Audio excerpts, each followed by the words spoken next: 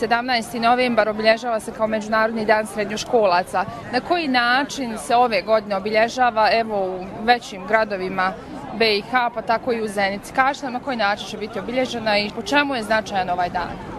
Dan srednjoškolaca je značajan po tome što smo mi, prvo je krenuo na svjetskoj razini u Bosni i Hercegovini, nije se obilježavao do prije 3 godine, zahvaljujući asocijaciji srednjoškolaca u Bosni i Hercegovini. Prije 3 godine je obilježen na malo manjem nivou, na malo nižem nivou. Slali smo plakate u sve srednje škole da srednjoškolci znaju šta je to. Prošle godine je bio obilježen uličnim performansom gdje su srednjoškolci davali svoje mišljenje o obrazovnom sistemu u Bosni i Hercegovini, dok ove godine se obilježava to na 2 načina u stvari. Centralna manifestacija i mali manifestacija u manjim gradovima. Centralna manifestacija u Sarajevu sa uličnim performansom, dok su u manjim gradovima, to samo promocija asocijacije, promocija Međunarodnog dana srednjoškolaca i popunjavanje anketnih listića. Dakle, ovo je druga godina kako se i u našoj zemlji obilježava dan srednjoškolaca. Koliko su srednjoškolci upoznati sa svojim pravima, koliko ih zna za ovaj dan? Malo njih zna za ovaj dan i malo njih općenito zna koja su njihova prava. Znaju koje su obaveze, ali prava ne. Smatram da je to jako porazna činjenica jer oni trebaju da budu upoznati s time šta je njihovo pravo i šta smiju, šta ne smiju da rade.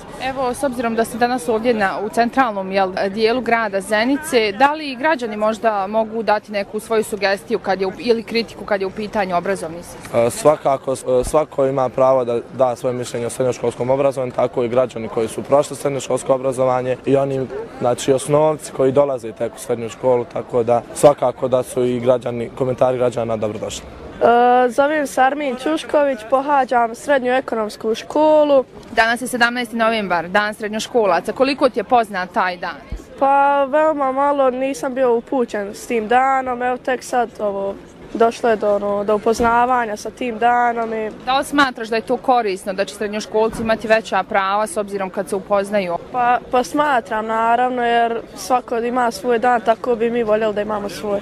Ja sam Medina Čunjalo, idem u prvu gimnaziju, 4. sam razred, dan srednjoškolaca, pa eto mi se borimo da i mi imamo neki naš dan kao što naši profesori imaju svoj dan, tako i mi. Koliko svoje kolege upoznate s ovim danom i općenito sa svojim pravima? Pa ja mislim da je jako malo njih upoznato sa ovim danom kao i pravima, ali zbog toga smo mi tu da ih uputimo.